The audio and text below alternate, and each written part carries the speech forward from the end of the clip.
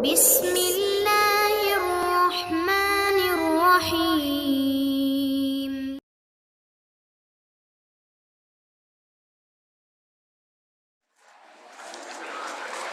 Assalamualaikum warahmatullahi wabarakatuh.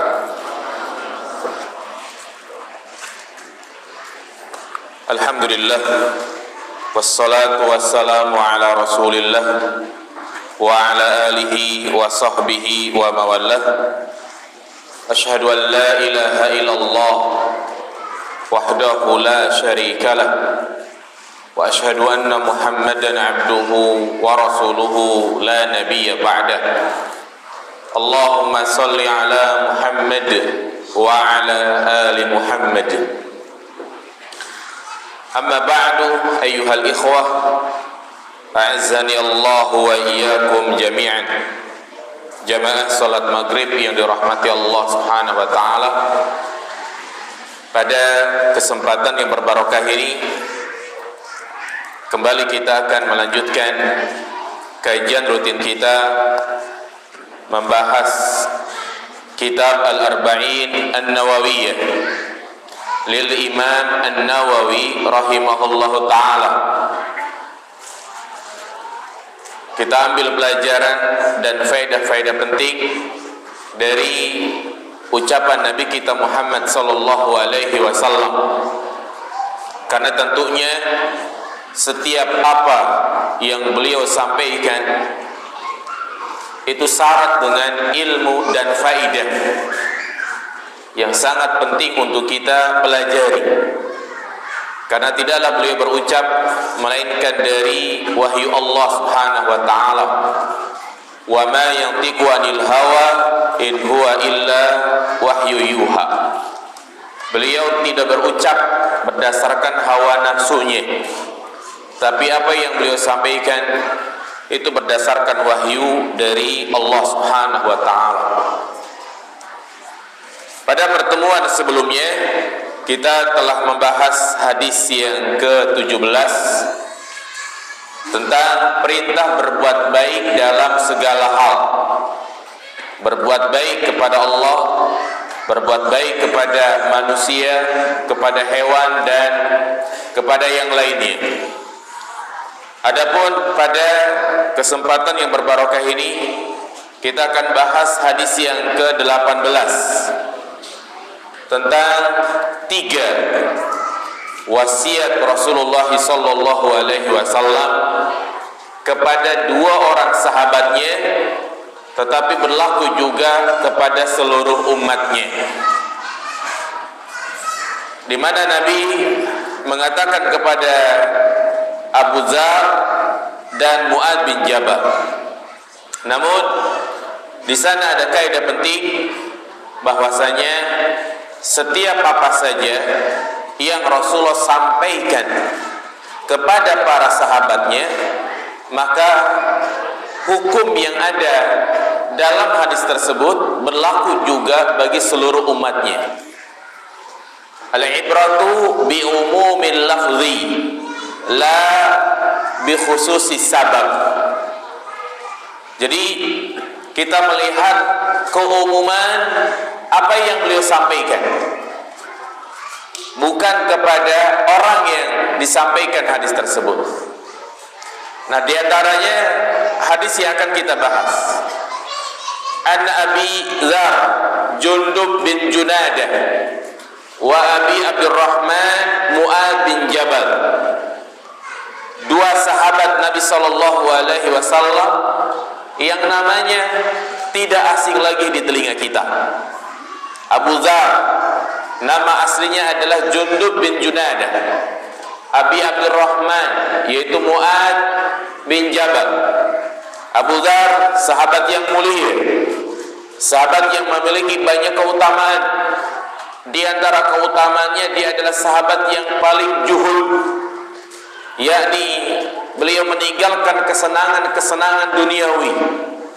Bahkan setelah Nabi wafat, beliau lebih memilih untuk mengasingkan diri, tinggal di suatu pelosok desa, menghindari pergaulan dari manusia, bertujuan ya agar bisa khusyuk di dalam beribadah kepada Allah Subhanahu wa taala.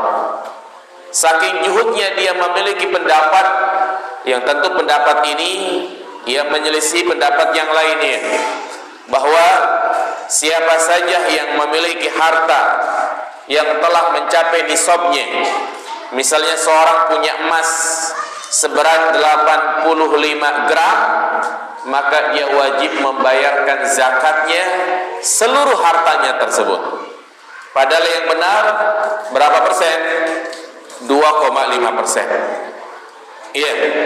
Kemudian juga sahabat Mu'adz bin Jabal, sahabat yang alim, faqih, sahabat yang cerdas, yang dikatakan dia adalah ulamanya para sahabat.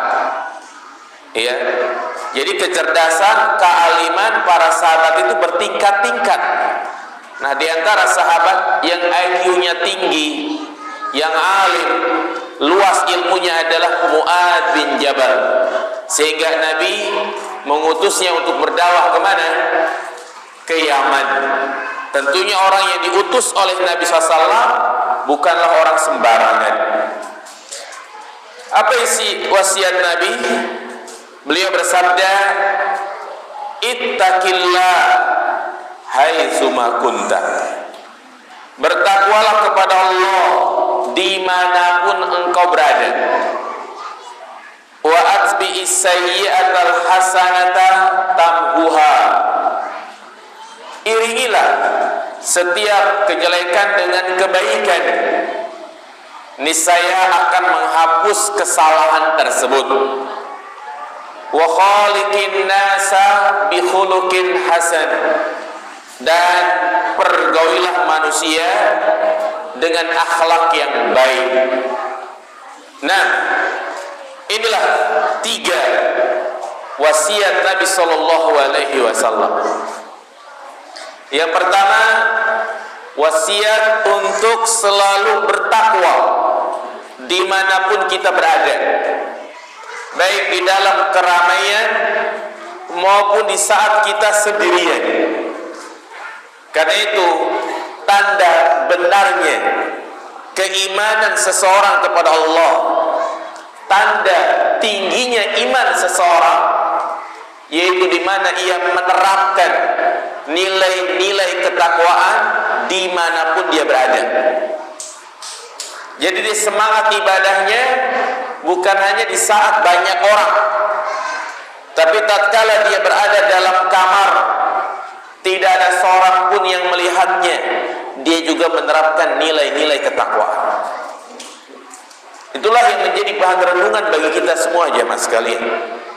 Apakah iman kita benar atau tidak? Apakah kita termasuk orang yang ikhlas atau tidak? Ya, kembali kepada diri kita masing-masing. Yaitu lihat bagaimana tatkala kita sendirian, tidak ada orang yang melihat kita. Di dalam kamar, ketika internet lancar, wifi lancar, apa yang kita buka? Ya, kalau ternyata di luar sana ketika banyak orang, kita malu untuk melihat gambar-gambar yang tidak benar, gambar-gambar yang tidak baik, maka demikian pula tatkala kita berada di dalam kamar, tidak ada orang sama sekali. Ya, karena dimanapun kita berada, Allah mengawasi kita jemaah. Mau di sini, mau di kamar, mau di rumah, Allah mengawasi kita. Ini derajat yang paling tinggi yang pernah kita bahas hadisnya, disebut namanya derajat al-ihsan. An ta'budallaha ka'annaka tara fa in lam takun tarahu fa innahu yaraka, yaitu merasa diawasi oleh Allah Subhanahu wa ta'ala. Kemudian wasiat yang kedua, yang namanya kita di dalam bertakwa, terkadang tidak selamanya kita istiqomah. Nabi sendiri mengatakan, istiqomahlah walaupun kalian tidak akan mampu istiqomah terus-terusan. Terkadang kita melakukan kesalahan, maka setiap kali kita melakukan kesalahan, apa kata Nabi? Wa atbi'is sayyi'atal hasanata tambuha. Iringilah setiap kesalahan dengan apa? Kebaikan. Niscaya akan menghapusnya.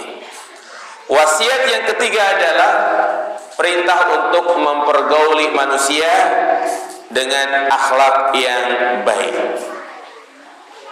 Kita rinci 3 wasiat ini. Yang pertama, Nabi berwasiat kepada sahabatnya untuk bertakwa. Wasiat takwa adalah wasiat yang sangat berharga, wasiat yang sangat mulia, wasiat yang hendaknya selalu kita ingat, wasiat yang senantiasa kita sampaikan kepada siapa saja ketika kita diminta untuk memberikan wasiat. Maka jangan lupa untuk memberikan wasiat tentang takwa.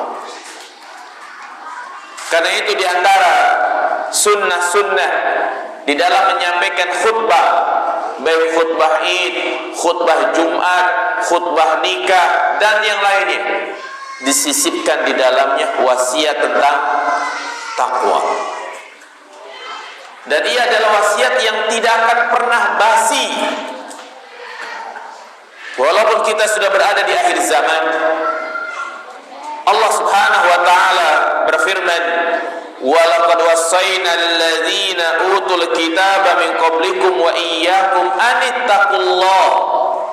Sungguh kami wasiatkan kepada orang-orang yang diberikan Alkitab, berarti umat-umat terdahulu, dan juga kepada kalian, anittaqullah, agar kalian bertakwa kepada Allah Subhanahu wa taala.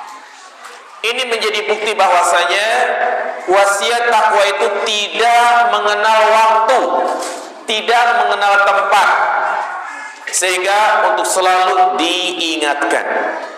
Kenapa? Karena begitu banyak ayat-ayat di dalam Al-Quran perintah untuk bertakwa.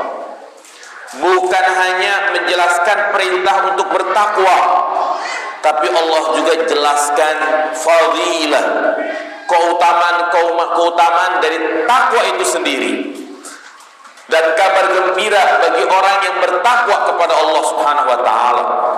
Syekh Muhammad bin Shalih Al-Utsaimin menyebutkan dalam risalahnya tentang takwa, beliau menyebutkan ada 260 ayat di dalam Al-Quran menjelaskan fadilah takwa. Ya, 260 ayat. Subhanallah, ini tidak sedikit jamaah sekalian. Ya, fadilah di dunia maupun di akhirat. Seperti misalnya ayat yang sering kita dengar, ketakwaan merupakan kunci untuk mendapatkan jalan keluar dari setiap musibah, kesulitan hidup yang kita alami. Terkadang tatkala kita mendapati kesulitan di dalam hidup, kita hanya memperhatikan sebab-sebab yang zahir saja. Susah nyari kerja, kita hanya mencari relasi. Usaha tidak laku atau kolab, kita hanya mencari pemodal, tapi kita jarang memperhatikan sebab-sebab maknawi. Apa itu sebab-sebab maknawi? Takwa. Apa kata Allah Subhanahu wa taala? Wa may yattaqillaha yaj'al lahu makhraja wa yarzuqhu min haitsu la yahtasib. Barang siapa yang bertakwa kepada Allah, maka Allah akan memberikan makhraja. Itu jalan keluar. Tatkala kita mendapati kesulitan, dengan bertakwa kepada Allah, yakin Allah akan memberikan jalan keluar. Iya. Walaupun toh misalnya kita tidak mendapati jalan keluar, tapi dengan ketakwaan tersebut diiringi dengan tawakal kepada Allah, maka kenyataan yang tidak sesuai dengan harapan kita itu bernilai pahala di sisi Allah Subhanahu wa taala. Tidak hanya itu, Allah juga katakan wa yarzuqhu min haitsu la yahtasib. Dan Allah akan memberikan rizki dari arah yang tidak terduga-duga. Subhanallah. Inilah ayat yang harus kita jadikan prinsip dalam hidup jamaah. Selalu kita ingat, selalu kita pegang. Baik tatkala kita memulai usaha, sedang usaha, atau bagaimanapun hasil usaha kita. Bagaimana realisasi takwa? Banyak jamaah sekalian. Dengan kita semangat beribadah, banyak berdoa, banyak berinfak, bersedekah. Sedekah bagian dari takwa. Mulailah usaha dengan bersedekah, sehingga ini menjadi wasilah untuk mendekatkan diri kepada Allah Subhanahu wa taala.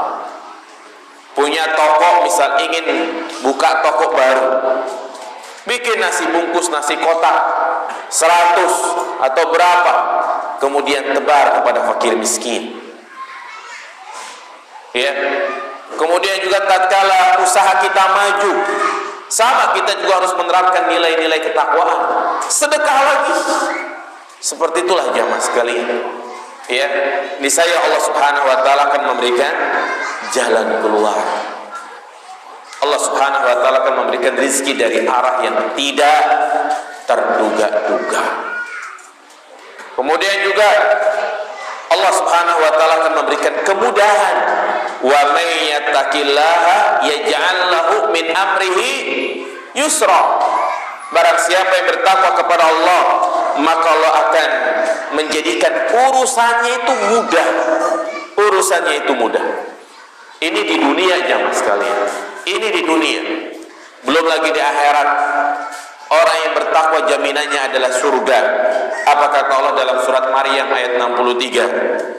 Tilkal jannatul lati nurisu min ibadina man kana taqiyya.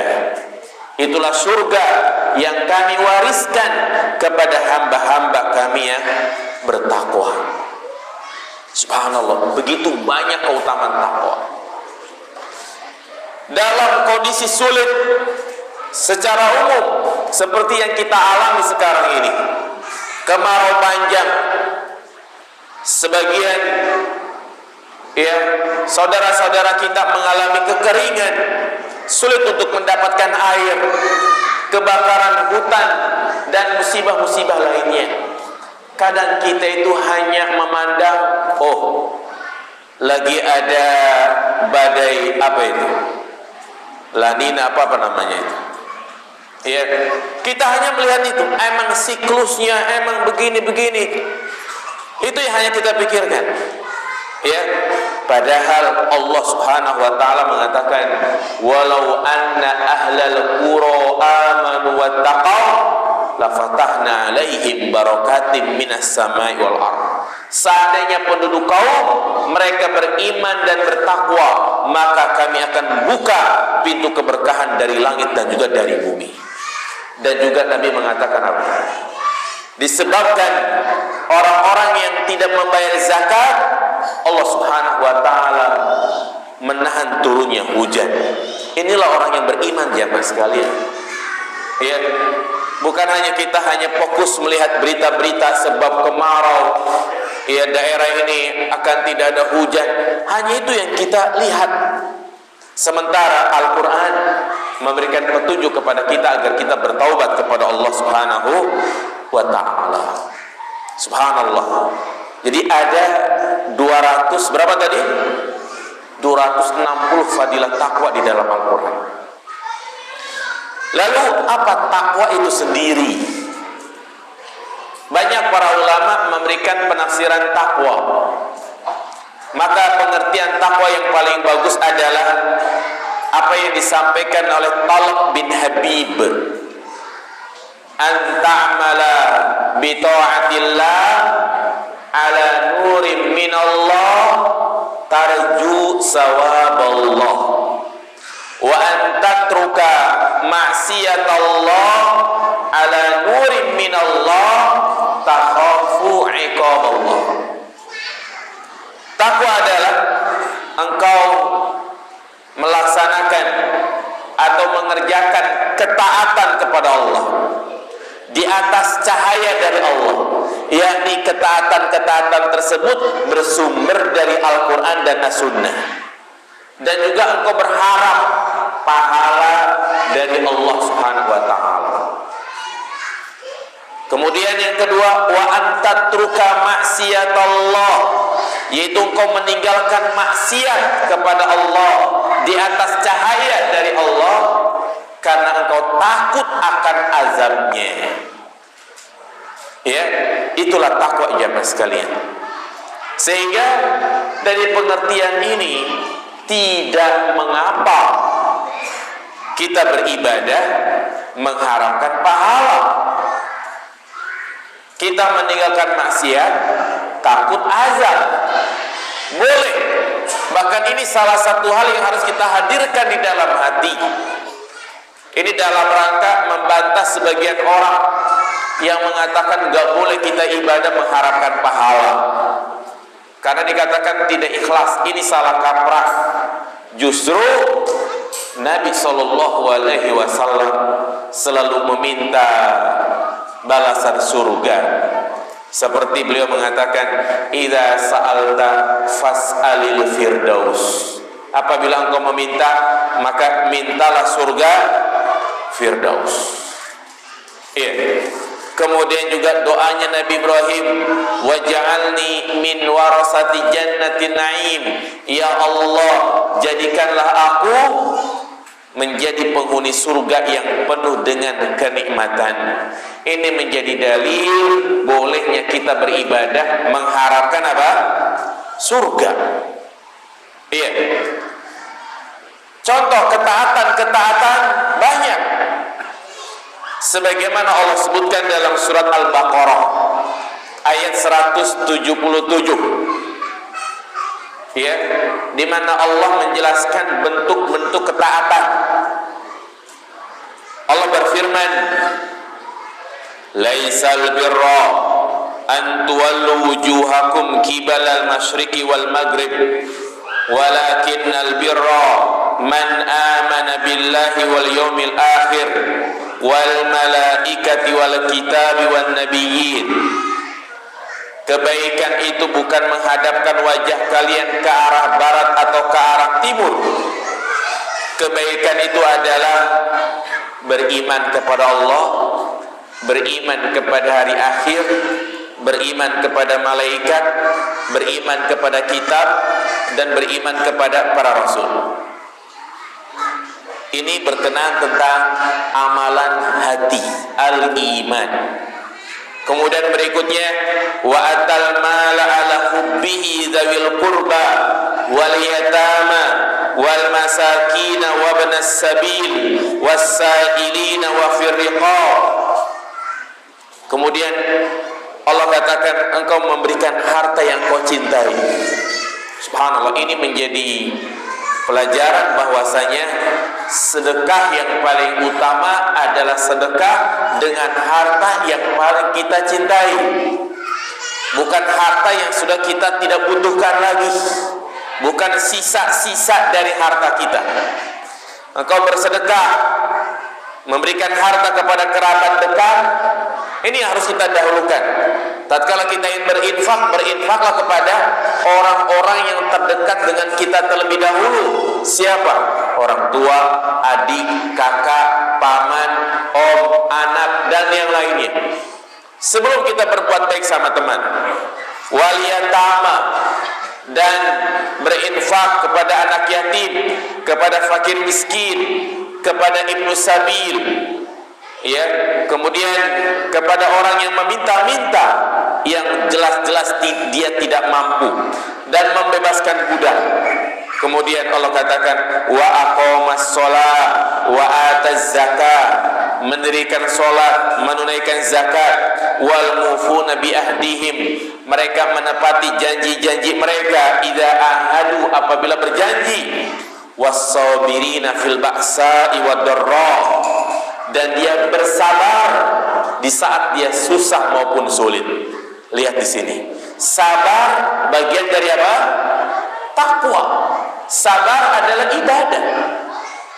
Ya, selama kita bersabar, walaupun kita tidak melakukan apa-apa, maka itu terhitung ibadah. Sabar bukan hanya dalam melakukan ketaatan. Sabar adalah kita mendapati sesuatu yang membuat hati ini kesel, jamaah sekalian.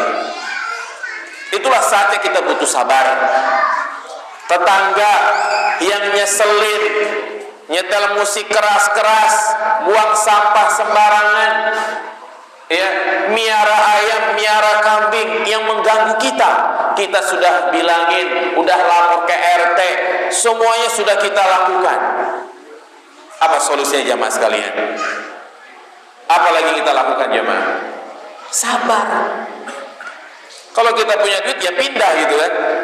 Kalau nggak punya duit, sabar. Nah, selama kita bersabar, maka saat itulah pahala terus mengalir kepada kita. Itulah hakikat sabar, jamaah sekalian. Jadi tatkala kita mendapati sesuatu yang kita tidak senangi, yang hati ini bawaannya mau kesel mulu, itulah sabar. Kemudian ulaikal ladzina shadaqu wa ulaika humul muttaqun, kata Allah. Mereka itu adalah orang-orang yang benar imannya dan orang-orang yang bertakwa. Subhanallah. Nah, kemudian meninggalkan maksiat. Iya, karenanya di dalam Islam, ya, itu ada dua, ada perintah, ada larangan. Yang namanya larangan kita wajib untuk meninggalkannya. Dan kita tidak memandang mau dosa kecil ataupun dosa besar, mau itu adalah perkara haram ataupun makruh. Ya, kita hanya sebatas mengetahui ini haram, ini makruh. Kalau kita sudah tahu itu adalah larangan, maka tinggalkan. Al-Imam Ahmad mengatakan, la tanzur ila sigoril khati'ah walakin zur ila man asoida. Jangan kau melihat kecilnya sebuah dosa, tapi lihatlah kepada siapa engkau berbuat maksiat. Itulah takwa, jamaah sekalian. Sehingga juga dikatakan dalam sebuah syair, khallil dzunuba saghiraha wa kabiraha zatat tuqa. Tinggalkan dosa-dosa baik yang kecil maupun yang besar, itulah ketakwaan. Kun fawqa mashin fawqal ardi syauqi yahzar mimma yara. Jadilah engkau seperti berjalan di atas permukaan bumi yang penuh dengan duri. Kita kalau berjalan di lapangan banyak putri malu yang berduri, pasti kita hati-hati kan? Ketika kita main bola misalnya, nggak pakai sendal, kita berhati-hati. Begitulah kita di dunia. Hati-hati yang namanya larangan Allah Subhanahu wa Ta'ala. Kemudian dikatakan, la tahkiranna saghiratan, jangan kau meremehkan dosa kecil. Ya, fa innal jibala minal hasa, karena sesungguhnya gunung itu berasal dari kerikil-kerikil yang kecil kemudian menjadi besar. Ingat, dosa kecil itu bisa menjadi besar jika diremehkan, jika kita lakukan terang-terangan, ya, maka tidak ada yang namanya dosa kecil kalau itu diiringi dengan meremehkan dosa tersebut.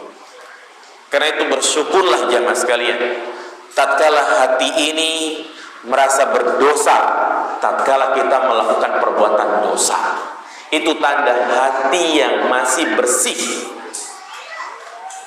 Sekali lagi, tatkala kita melakukan dosa, kita merasa berdosa, Itulah tanda hati yang bersih. Sholat subuh kesiangan, merasa menyesal, bersalah, itulah tanda hati yang bersih.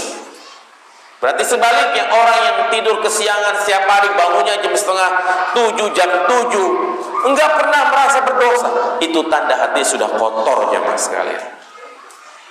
Dia bermuamalah dengan wanita, ikhtilat dengan wanita, biasa aja, praktek riba, pinjol dan yang lainnya, menjadikan suatu hal yang lumrah, maka ini sebagai tanda hatinya sudah mati jamaah sekalian.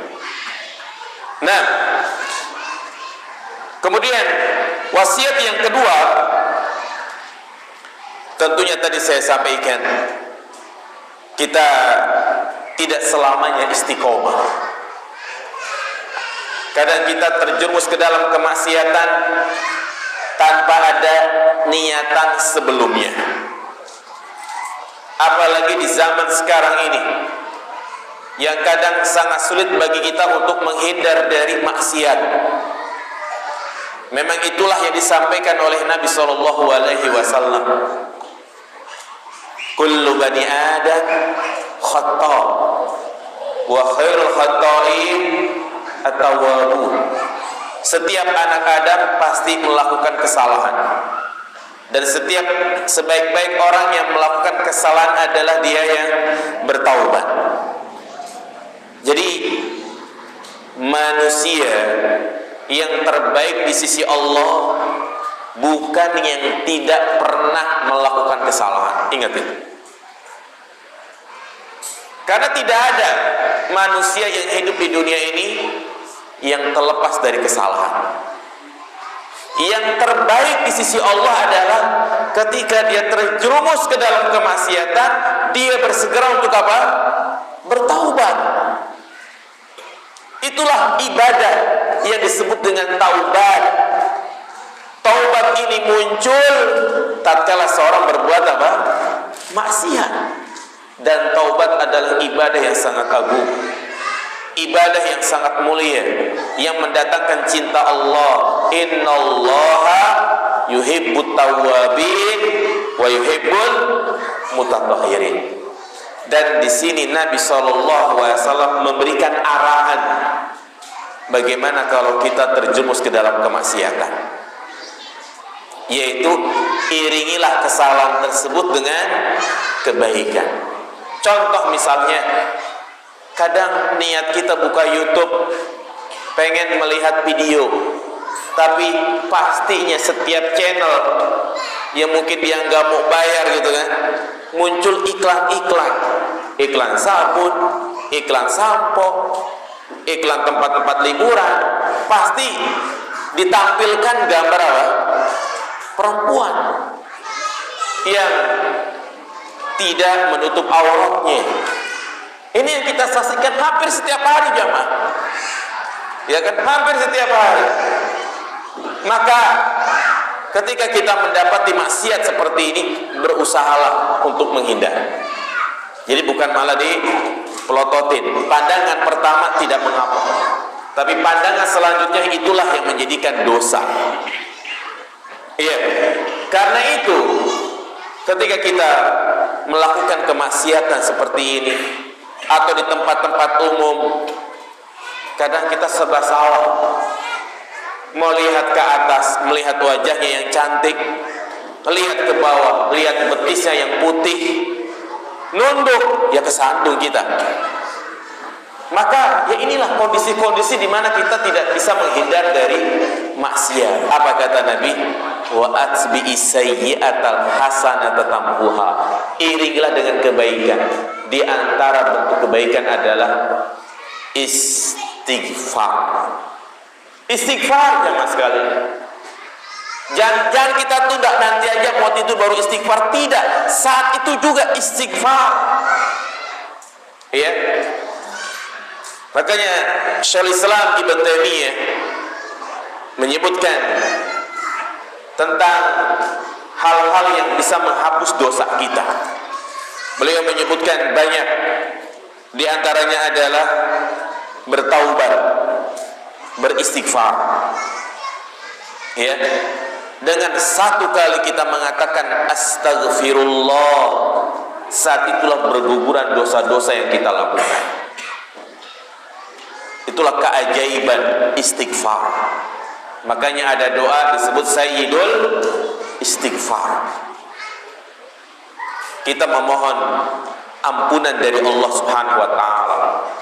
Apa makna istighfar? Kita mohon ampunan. Satru dzambi wa tajawuzu an.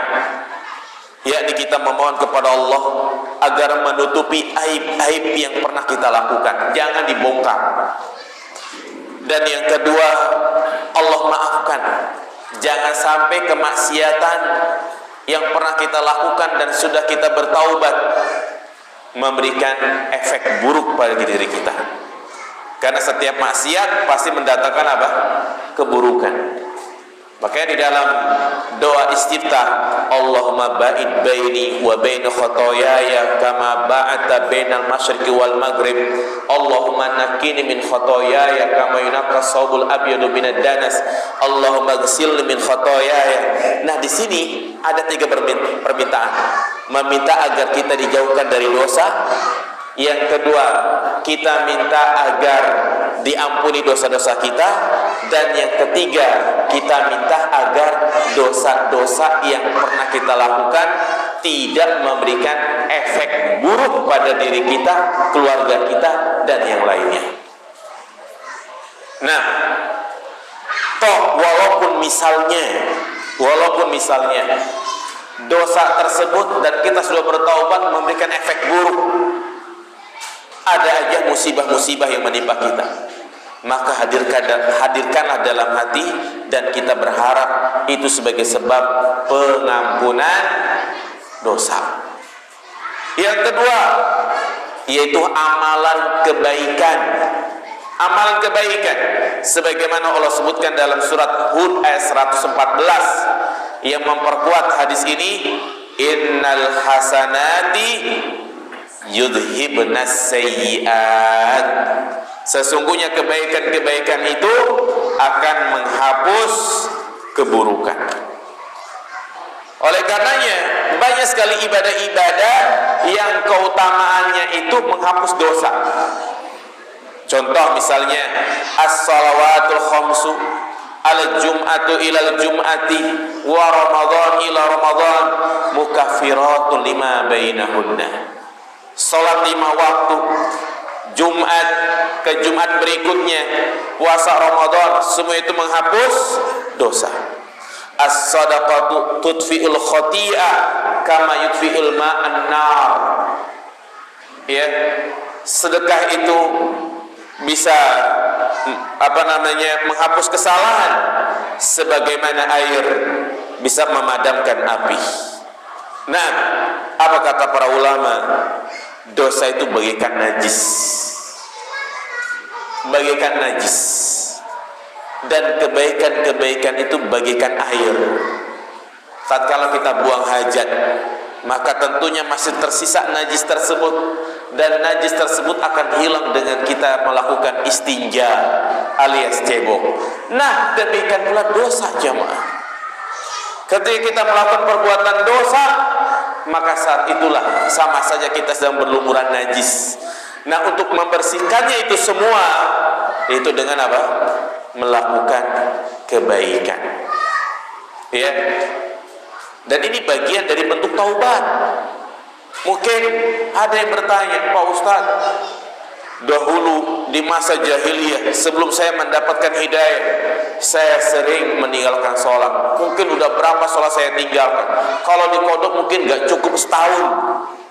Saking seringnya meninggalkan sholat, nggak pernah puasa, ya, minum khamr dan maksiat-maksiat yang lainnya. Apakah perlu dikodok? Tidak perlu. Bagaimana mungkin dia bisa mengkodoknya? Maka solusinya adalah, ya, dengan cara dia banyak-banyak melakukan kebaikan, memperbanyak amalan sunnah, memperbanyak sedekah dan yang lainnya. Ya. Kemudian juga diantara penghapus dosa adalah doa orang yang beriman. orang lain yang beriman mendoakan kita. Makanya tidak mengapa kalau kita punya sahabat, kita mengatakan jangan lupa doain saya ya, karena doanya orang yang beriman itu mustajabah. Dan juga di antara penggugur dosa adalah musibah. Naam, musibah ya. Jadi musibah yang kita alami itu menjadi sebab penggugur dosa.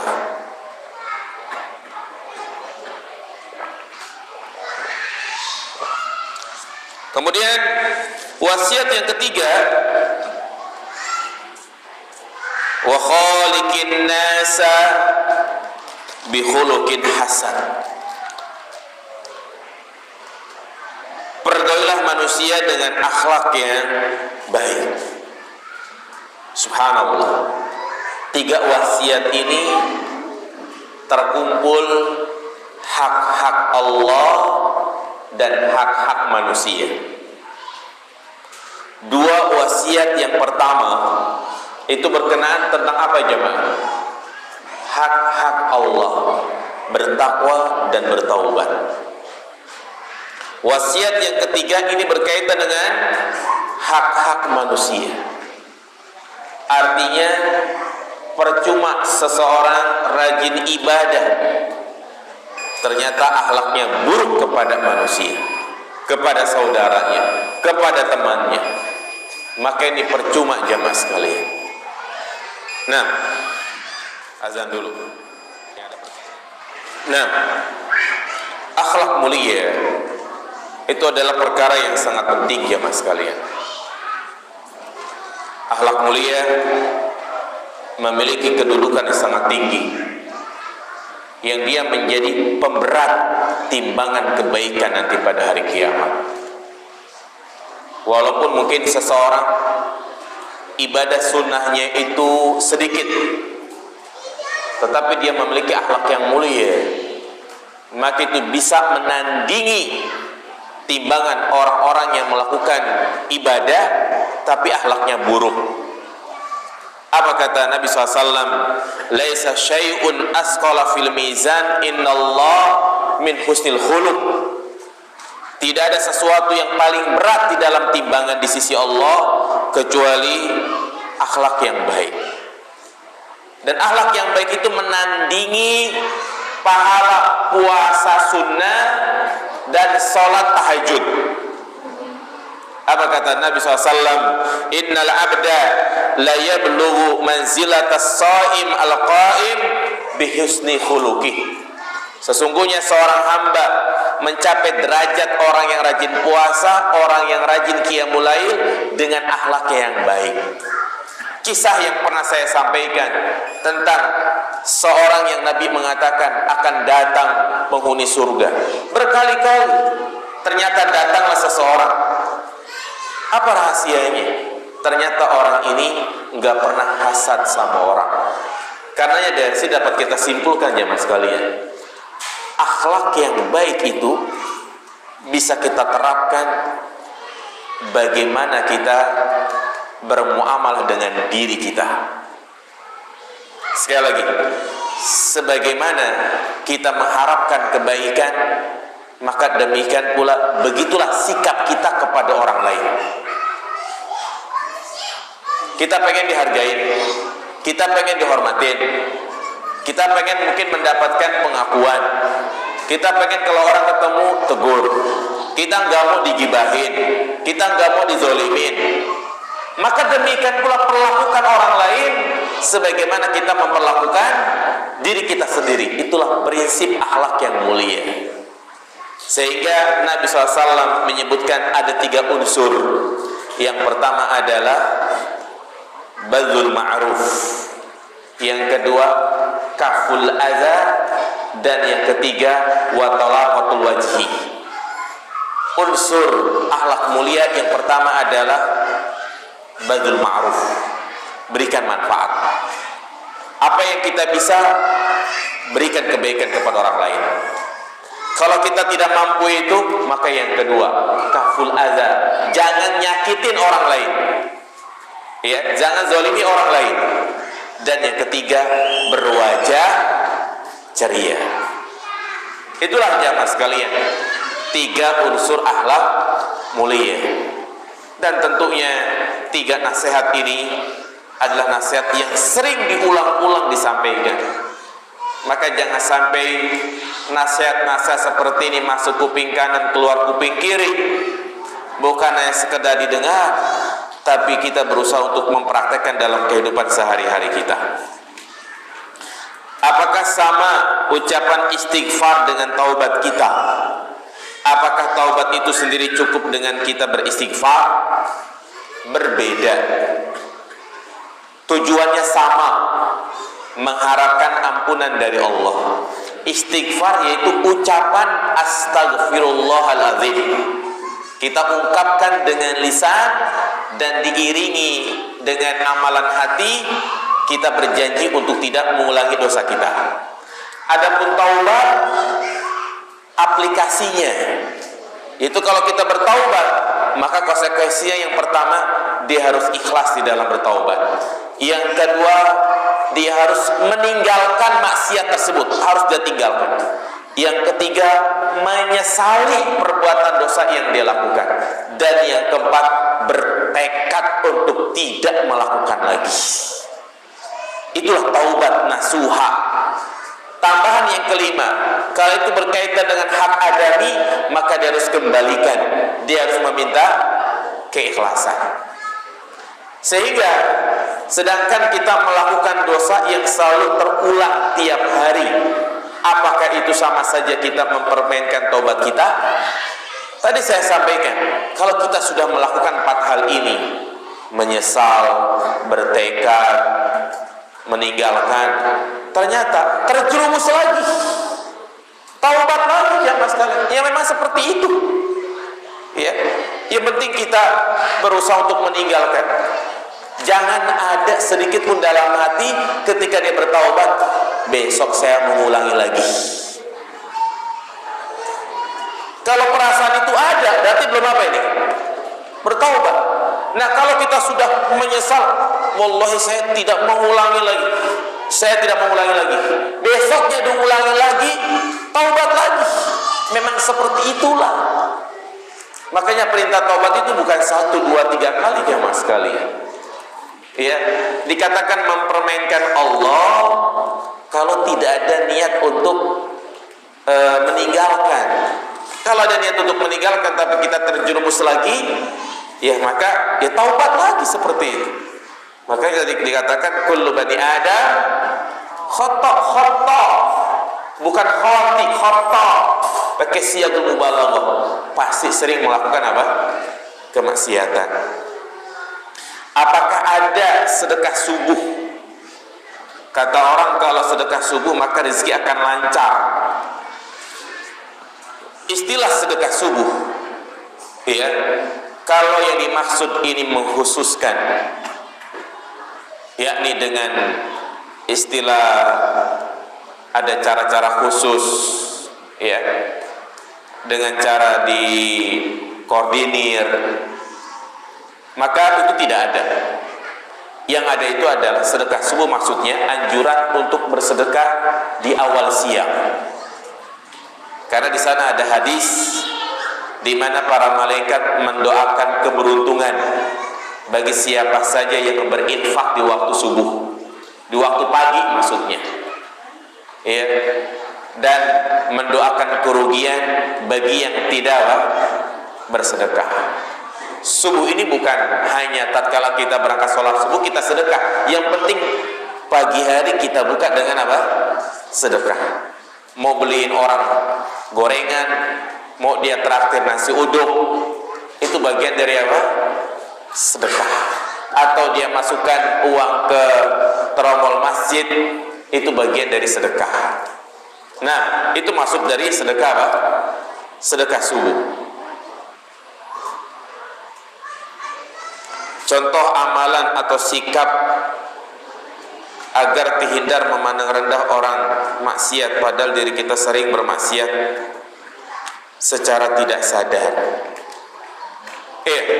Maka pada intinya jamaah sekalian, pandai-pandailah ya menghisab diri kita sendiri. Karena dikatakan hasibu qabla an tuhasabu. Hisablah diri kalian sebelum kalian dihisab. Jadi jangan melihat kesalahan orang, lihatlah kesalahan kita.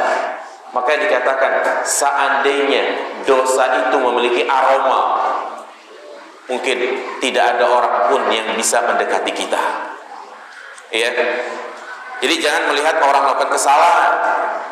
Maka ya introspeksilah kepada diri kita masing-masing. Istiqomah sikapnya yang bagaimana? Istiqomah itu adalah continue dalam melakukan ketaatan. Seperti misalnya sholat berjamaah rutin, kajian rutin, sedekah rutin, baca Al-Quran rutin. Itulah namanya apa? Istiqomah. Itu namanya istiqomah. Bagaimana dalam mencuci pakaian di mesin cuci biar pakaian bersih dan terhindar dari najis? Karena di mesin cuci airnya itu saja.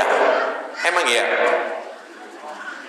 Nah, airnya bukan pertama, lihat najisnya. Kalau najisnya itu betul-betul najis yang sifatnya terlihat seperti kotoran manusia, misalnya anak ya BAB di celana, maka jangan langsung dimasukin ke mesin cuci, dibersihkan dulu. Adapun sekedar kencing bekas di celana, maksudnya mungkin dia kencing ke percikan celananya, maka tidak mengapa kita masukin ke mesin cuci, kemudian digiling pakai sabun, kemudian setelah itu pasti ada air berikutnya ya kan, yang membilas. Maka insya Allah itu sudah cukup jamaah. Insya Allah itu sudah cukup. Jangan kita tasyadud dalam masalah ini. Udah mah dicuci bersih, udah dikeringin pakai tabung satu gitu kan, dikeluarkan, dibilas lagi. Ini termasuk orang yang tasyadud. Jadi tidak mengapa ya langsung dimasukkan ke dalam mesin cuci. Waktu sholat awal waktu, akhir waktu, dan sholat pada waktunya, mohon dijelaskan.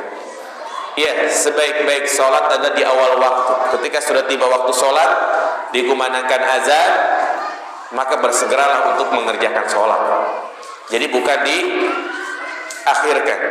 Ini mungkin yang saya pahami pertanyaannya.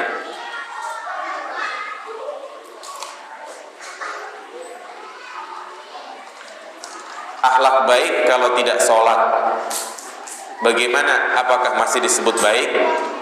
Tidak baik. Ini perkataan yang tidak benar.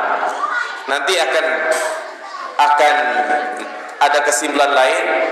Lebih baik pemimpin yang jujur tapi non muslim daripada pemimpin muslim tapi tidak jujur.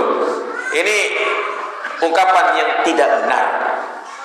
Jadi sholat dan akhlak itu digabungkan. Ya. Yang tadi saya maksud adalah sholat sunnah, bukan sholat apa? Bukan sholat wajib. Ya. Nah, jadi orang yang berakhlak mulia maka dia juga bertakwa tentunya. Karena Allah katakan inna sholata tanha anil fahsya'i wal munkar. Sesungguhnya sholat mencegah dari perbuatan keji dan perbuatan munkar. Baik jamaah sekalian, kita cukupkan sampai di sini. Insyaallah kita lanjutkan di pertemuan yang akan datang, hadis yang ke-19. Subhanakallahumma wa bihamdika asyhadu an la ilaha illa anta astaghfiruka wa atubu ilaik. Assalamualaikum warahmatullahi wabarakatuh.